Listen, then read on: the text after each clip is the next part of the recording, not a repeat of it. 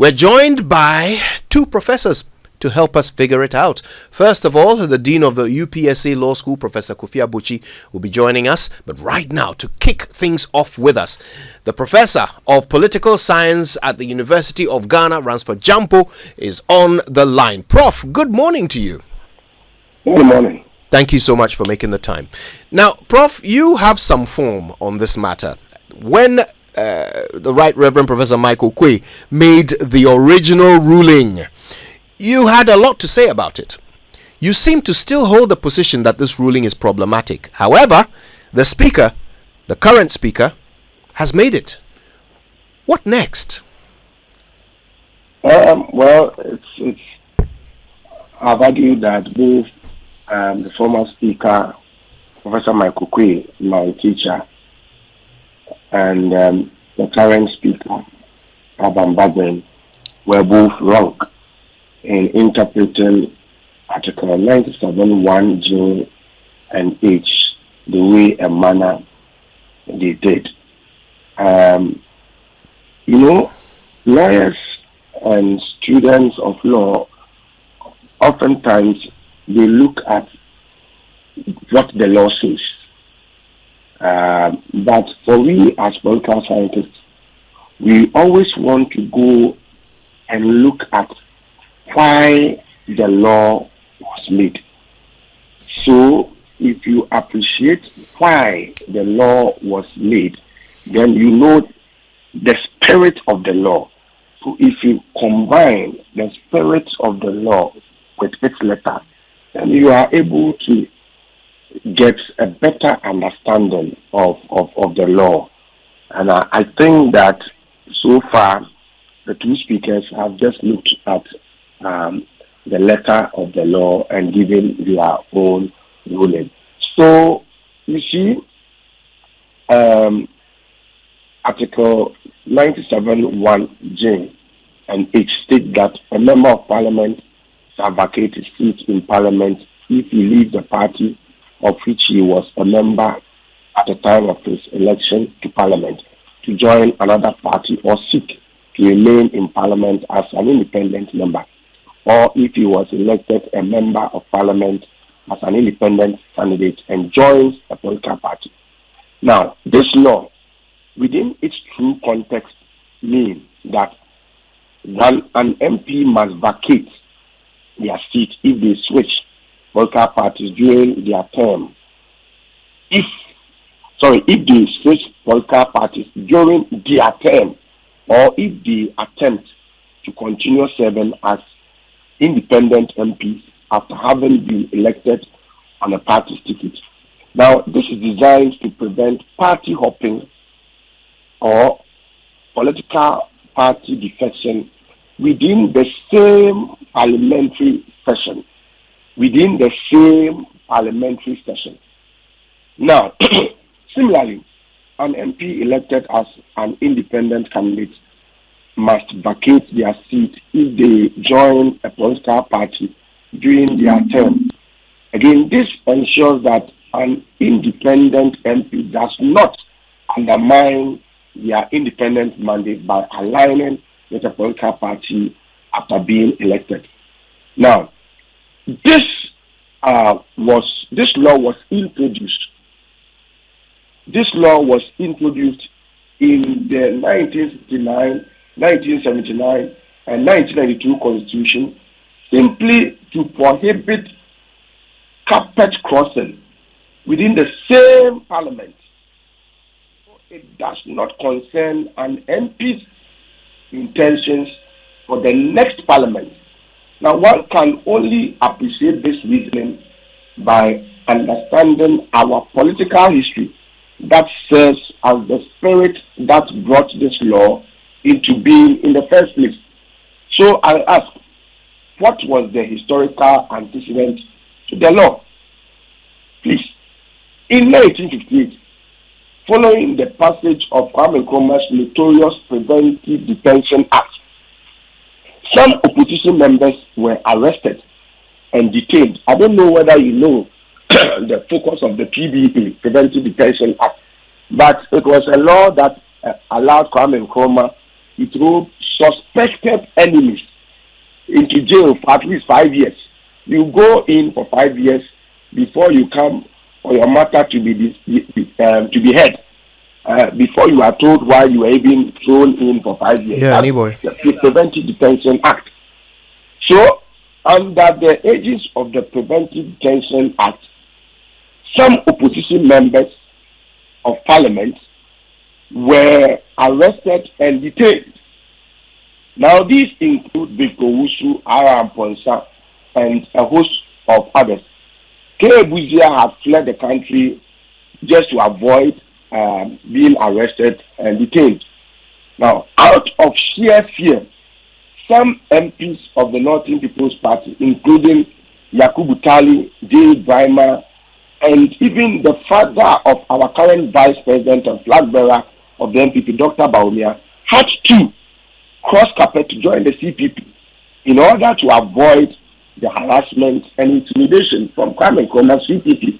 Indeed, for some of the people of the Northern People's Party, their own constituents had to go to them and beg them that please, for the sake of your own peace and for the sake of your own safety, just cross carpet and go and join Nkrumah's CPP. Now, so by 1960, the number of the opposition in parliament had reduced from 32 to just 15, while the number of CPP had increased to 88. So it was with its enlarged strength in parliament that the CPP then introduced the Republican Constitution that gave Nkrumah all the powers. So the law against cross-carpeting was therefore in response to what had happened in time past. Its purpose is to maintain political stability and prevent opportunistic or intimidated shifting of allegiances by MPs during their term. It aims to uphold the integrity of the electoral mandate, ensuring that MPs remain aligned with the political platform or independent status under which they were elected, avoiding disruption to party dynamics or parliamentary representation. So all that I'm trying to say is that the law was couched to reflect our political history, and it had to do with the tenure or the current term of the office of the MP and not his future ambition. When Kwame Nkrumah was forcing people to be defecting to him, he was not doing so because they were planning to be forming or to be contesting in some future parliamentary elections. No. And so that is why I find it wrong that if people have declared their intention to contest election in a future election, it should not affect their current mandate. And the idea that once they say they may be going independent, then it will automatically suggest that they may not be representing their constituents. It's also problematic because a member of parliament is not only a representative of the people who voted him. So an NDC member of parliament in his constituency serves both the NDC constituents and MPP constituents and people who are not even aligned to political parties. So for me, it is a stretch or it is an interpretational error to stretch that law to include the future ambition of members of parliament. And I think that President Quay goofed and in the ruling he gave at that time, and also largely because you had a certain president who had openly said that he was not going to work with the Formina MP who had declared his intention to go as independent. President Akufo-Addo said it openly, and so it was a certain pressure on Michael Quay to give the ruling in a manner he did. And on the part of Adam Bagbin, I didn't also see him as going to be able to swim against the tidal wave of his political party pressures that was going to be brought on him. And so he also erred. But let us appreciate the fact that there is a historical antecedent to this particular law. And so if you are interpreting it, we have to know why it was introduced so that we get a better grasp of it and work with it. So far, like I said, it's all good, and Okay. All right, Prof. it's not, it doesn't. Okay. Prof, before I bring in Professor Abuchi, let me just double check this with you, because those who criticize your position, their argument is that even if you're right, that the rule is to apply to those who have indeed crossed carpet or have indeed moved from one party to another, or moved from being a party member to an independent. They argue that, well, that has actually happened in the case of these 4 MPs, citing the example of the Fomena MP, the former deputy speaker. The suggestion here is that he has filed already to run as an NPP candidate. You can't do that unless you're a member of the NPP. So if he has filed to run as an NPP candidate, he has indeed crossed carpet from being independent to being an NPP member. It has happened. So the ruling is not about what he will do in the future, it's about what he has already done. And that you could apply the opposite to the other 3 as well. They have filed to be independent, which at least by the NPP's constitution means that they have left the party. So it has happened, has it not? No, I respectfully disagree with that ruling. The fact that he has filed for a future context does not invalidate his current mandate of serving his people. This is the parliament we are talking about. But the idea of bringing about the law against cross-carpeting had to do with the current functioning of an MP in parliament. Yeah, it never had to do with what was going to happen in the future. And so, like I said, it's important we understand the historical antecedents. Otherwise, we wrongfully interpret it in a manner that only serves partisan interests. Right, but okay. If we know the right thing and we sacrifice it just because of partisan expediency, it will come back to hunters. MPP did it, and okay, they liked it. Now, it was wrong then. Now, it is being done against them. Now, they are crying. They should have frustrated, or they should have prevented that interpretation by Professor Okwe. But they enjoyed it. Now, it is being used against them. And now they are crying. And I'm saying to the NDC that they shouldn't be too happy about this, because tomorrow too it may be used against them. Okay, thank you, Prof. I bring in Professor Kofi Abuchi, Dean of the UPSA Law School. Prof, thank you for your time. Good morning to you. Good morning, Kojo. How are you? I'm very well, thank you. All right, well now, of course, the Supreme Court has been brought into the matter since a couple of days ago when Alexander Afenyo-Markin filed for an injunction. Let's start with that part of it. The position of Afenyo-Markin and his colleagues is that because they filed an injunction, really Parliament should be, injuncted from making any decisions that have implications. And for that reason, they have decided to boycott Parliament until the ruling comes in. I know this is a long-standing debate about what filing for an injunction means. Where do you stand on it, especially in this particular context of a matter of Parliament being decided on by the Supreme Court? The relationship between the Supreme Court and Parliament is one that has always been a bit tricky and contentious over the years. So the courts have developed a 40-year jurisprudence that is intended to avoid conflict primarily. The reason for this is that, in principle, the two organs are equal. The principle of equality that applies between them, and indeed together with the executive, is one that is designed to ensure inter-branch harmony and to avoid conflict. And so if you take it from that angle, ordinarily one would say that one organ cannot injunct the other. The rules on injunction and the service of injunctive processes are designed to avoid a case in which a person who is being sought to be injuncted will do the very act in respect of which another person seeks to restrain him or it, and therefore render nugatory the outcome. So to avoid that, the law says once you receive an injunctive process or document, you are bound to stop your hand until the determination of that. So ordinarily, that should apply to Parliament. That means once Parliament has been served with the injunctive document, Parliament is supposed to hold on and not to do anything that undermines the injunction.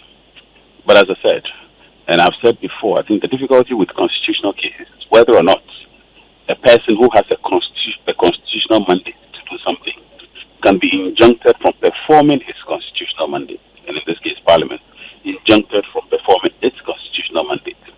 The court hasn't really dealt with the matter extensively in terms of injunctions in general, vis-a-vis injunctions relative to Parliament. And so whatever I say will be speculative from a legal standpoint. But the general principle applies. As to whether it applies to Parliament in terms of constitutional cases, the matter has not been specifically dealt with, so perhaps the court may deal with that one of these days. Now, in light of this, if indeed the minority, now you see the confusion begins. If the opposition, now ruled to be the majority in Parliament, take decisions as the majority, for example, they restructure some of these committees of Parliament and so forth, and then a ruling comes in from the Supreme Court that is different from what the Speaker gave, is there a remedy? Can things be undone? Can decisions made be unmade? What happens to anything that has gone through this new parliamentary paradigm in the face of a different outcome from the Supreme Court? Decisions made by anybody in the institution ordinarily can be unmade, or can be, to use your word, can be unmade, can be reversed ordinarily, unless, of course, the decision has been consummated. And by consummation, in the sense, I mean, unless, if, for example, a decision to approve a loan has been taken, and therefore the loan has been approved, the loan has been disbursed by an international body, for example, and the disbursement has also led to onward payments to all kinds of people, and therefore the process cannot be reversed. Unless that is the case, in which case a decision by a court would have been rendered nugatory by certain happenings of events, and therefore you can change. Now, the bigger issue really is what can the Supreme Court do in respect of any application for injunction or any interpretive request made by anybody, such as has been done by the majority side at the moment. That issue is important.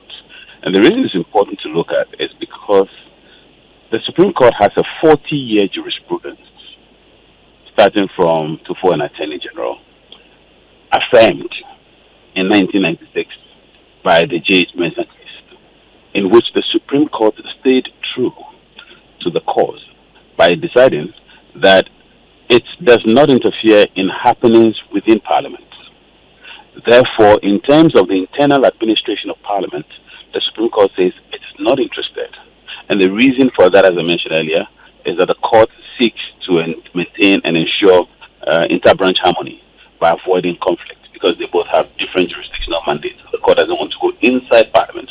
In fact, in the Tufo case, the expression used was happenings in Parliament represent a closed book scenario. They are not going to open the book. And so if the court should stay true to its original jurisprudence, both in Tufo and in J.H. Mensah, the expectation is that the court's mandate, in terms of any application brought before it now, will have to be limited to determining the correctness by which, or rather, in determining the propriety by which the Speaker exercised his mandate. That means the Supreme Court can look at whether the Speaker exercised his mandate properly, whether the circumstances for exercising the mandate has arisen, whether the scope and jurisdictional boundary of that mandate has been respected, and the Speaker has not gone beyond that. Right. What the Supreme Court cannot do in terms of its own jurisprudence is to determine the correctness of the Speaker's interpretation of the law. The Supreme Court may not want to do that because Article 97 is an authority that is vested in the Speaker as as the ultimate presiding officer of the House. Right. And so the Speaker has a mandate to take decisions by way of determining things that affect his mandate. But the court can decide whether or not the Speaker has gone beyond his authority. For example, whether the circumstances for the Speaker exercising his mandate under Article 97 hasn't arisen, but the Speaker went ahead nonetheless to exercise his power. The court can say you have acted improperly. What the court cannot do is to second guess the Speaker by determining whether or not his interpretation of the law, in terms of the determination of vacancy, whether the Speaker has properly interpreted that. So it's a very fine line. Prof, does it make a difference? Is one that the court itself established, as I indicated 40 years ago, reaffirmed subsequently in other cases. Right. And so it's very, but it's important for me to add that right now, the caveat, that the court has the jurisdiction to not respect its own jurisprudence. The Constitution allows the court for the court to go back on its own jurisprudence. But this is not something the court does lightly. Usually, when they have to do that, they will marshal sufficient justification and argument to demonstrate why a particular decision in the past doesn't make sense any longer. Concerning that last point you made, Prof, does it make a difference that Alexander Afenyo-Markin actually filed for his injunction before the Speaker made his ruling? It does make a difference, and the reason is there's something in constitutional interpretation called the principle of ripeness. The principle of ripeness deals with whether or not a particular complaint someone has submitted for determination has whether or not that complaint has arisen, the factual circumstances for that complaint has arisen, and therefore in the circumstances in which the court will have to assume jurisdiction. In other words, if you are complaining about something that hasn't happened yet, but by speculation or reasonable facts, you have come to a firm conclusion that that event is likely to happen soon. In contract, they'll call that anticipatory breach or some anticipatory event. You're anticipating that a particular event is about to happen. By constitutional interpretation, the principle of ripeness will defeat any such application. The court will say they will not hear it. But this is an interesting one. When he applied, by the facts of what you narrated, the circumstances may not have arisen, but at the time the court may be hearing it, the circumstances has arisen. The question is whether the court will take the theoretical approach and come to a conclusion that because at the time it hadn't happened, he has no basis, or even though at the time he brought the application, the thing may not have happened, but it has now happened nonetheless, and therefore let's pay attention to the reality of the facts, and therefore deal with the matter instead of being too theoretical. That's an issue, again, that the court may have to confront. This is fascinating. When he actually does. Yeah. Before I bring back Prof. Jampo, Prof. Abochi, let me get your take on Prof. Jampo's strong position on the actual rulings of Right Reverend Prof. Michael Quay and Alban Bagbin. His position is very interesting. His reading of the Constitution is to suggest that these provisions of Article 97 only kick in at the point when the person has crossed carpet. And by Prof. Jampo's interpretation, the carpet crossing will not happen until so it will not happen until the next parliament. It will not take effect until the next parliament. So by his reading, these rulings are premature. He felt that way when Professor Okoye made the ruling. He feels the same way now.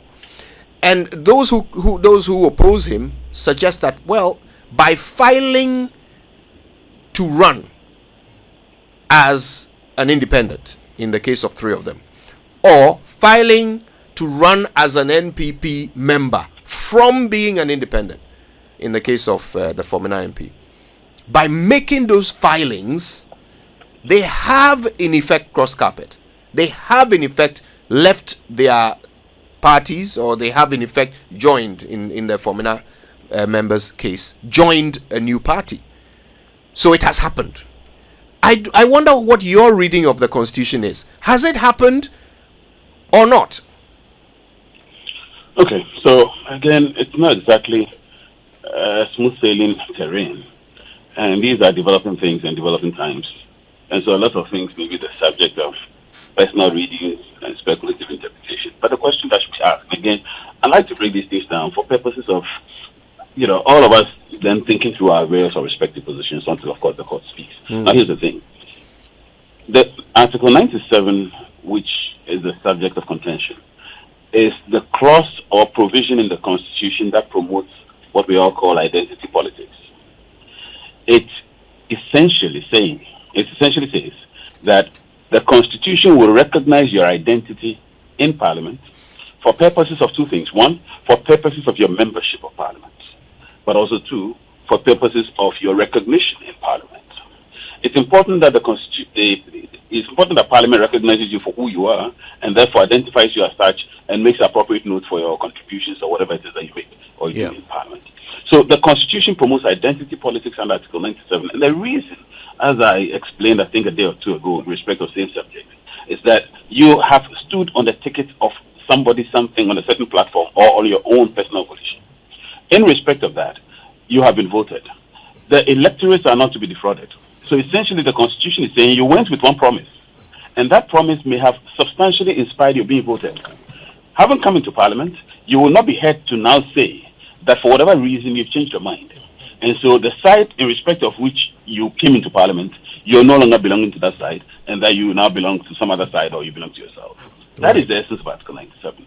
So the material determination of your identity must be connected to identity in respect of your sitting in Parliament. That is my personal interpretation. Right. Your sitting, not identity in the abstract. And so the cross-carpeting must be cross-carpeting in relation to your sitting in Parliament, not your futuristic sitting, not your abstract sitting, or not even a recognition that somehow you've been frequenting a certain political party's office and therefore you are connected to that. But that's my personal interpretation.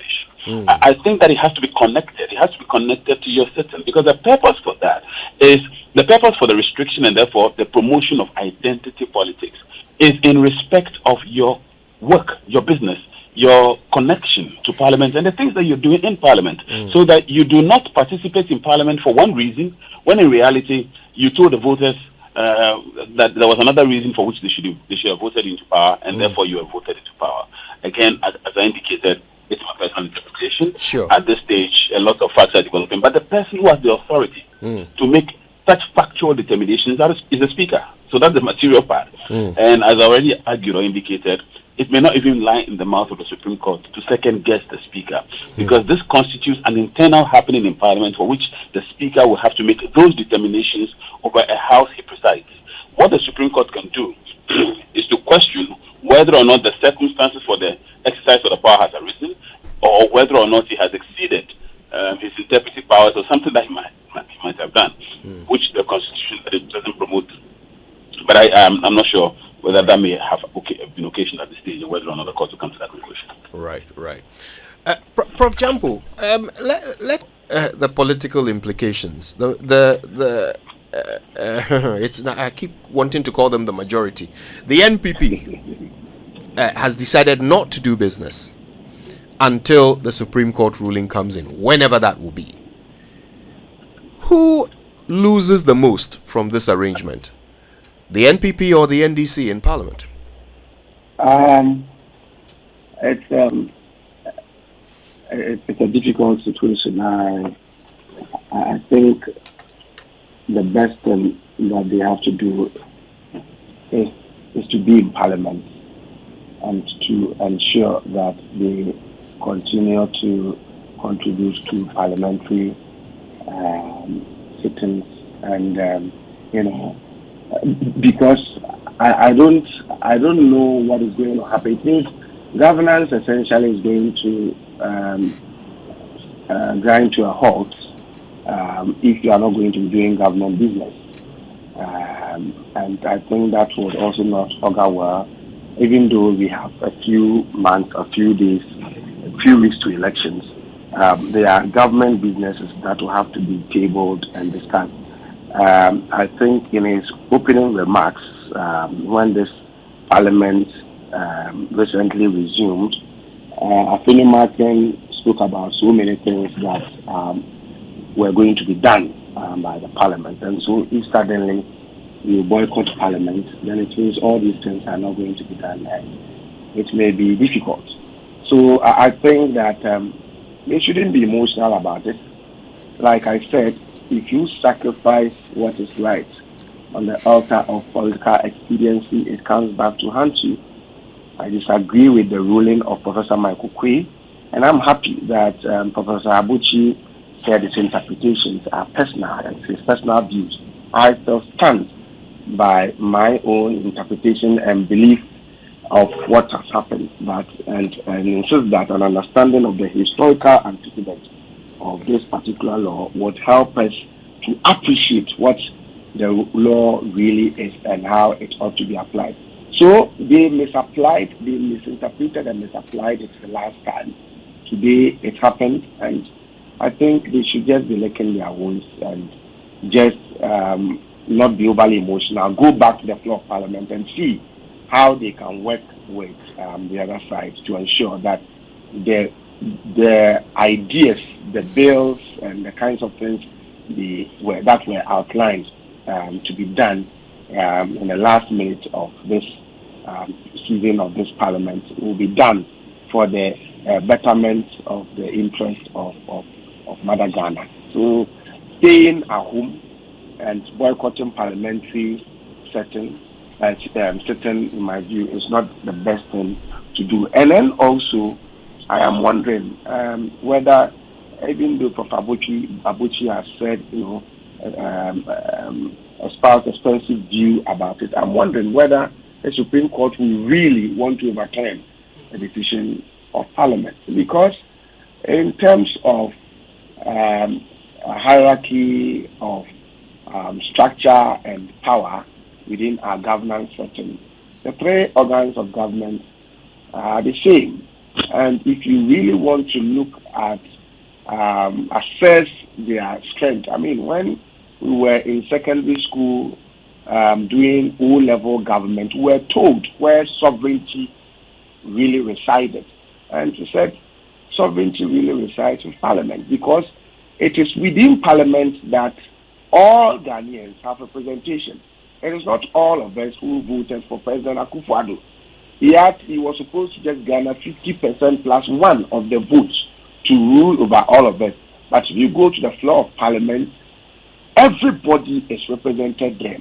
If you go to the judiciary, in our case, they are appointed in other jurisdictions to ensure that the judiciary is really representative and accountable to people.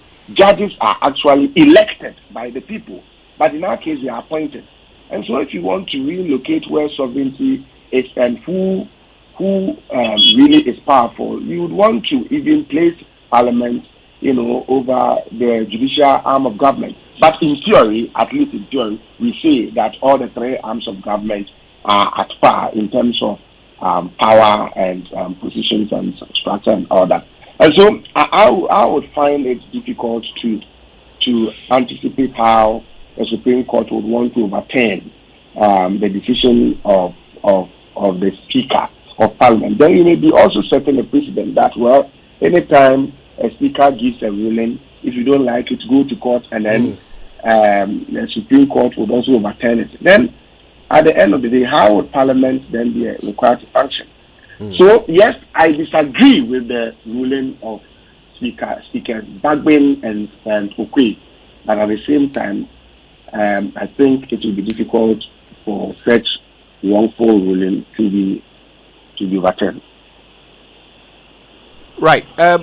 Prof, in the 30 seconds we have to go, I think I'd like to take the final words from Prof. Jampo on what this means for the coming election. Is this some sort of signal to the electorate? Is this going to have some impact on the decision making of the voter going into December 7? Well, there are so many variables that shape voter behavior. Some are very rational, some are also just psychological.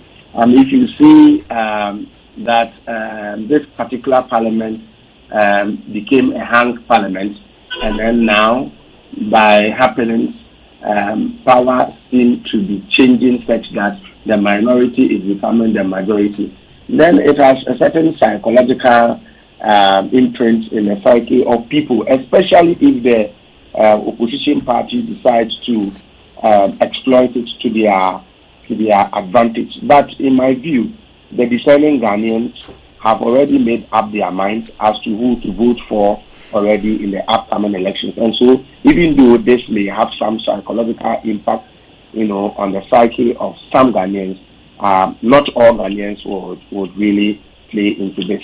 People have made up their mind already.